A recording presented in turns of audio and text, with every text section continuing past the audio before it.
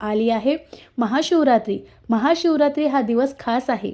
या दिवशी अनेक भक्त न चुकता भोलेशंकराची अगदी मनोभावे पूजा करतात आणि भोलेशंकरसुद्धा त्यांच्यावर प्रसन्न होतात आणि त्यांना भरभरून आशीर्वाद देऊन त्यांच्या सर्व इच्छा मनोकामना पूर्ण करतात.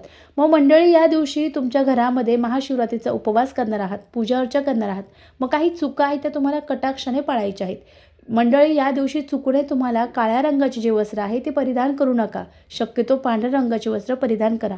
या दिवशी घरामध्ये तामसी अन्न, कांदा, लसूण वर्ज्य आहे. या दिवशी चुकूने घरामध्ये मांसाहार करू नका. यासोबत या दिवशी जी भगर आहे, राई आहे, ती चुकूनही या दिवशी खाऊ नका.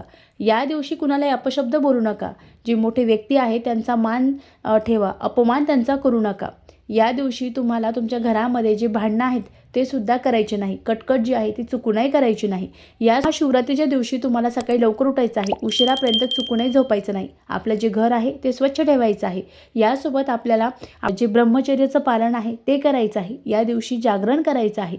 या अतिशय साध्या आणि सोप्या गोष्टीचं कटाक्षाने पालन करायचं आहे. श्री स्वामी समर्थ. धन्यवाद.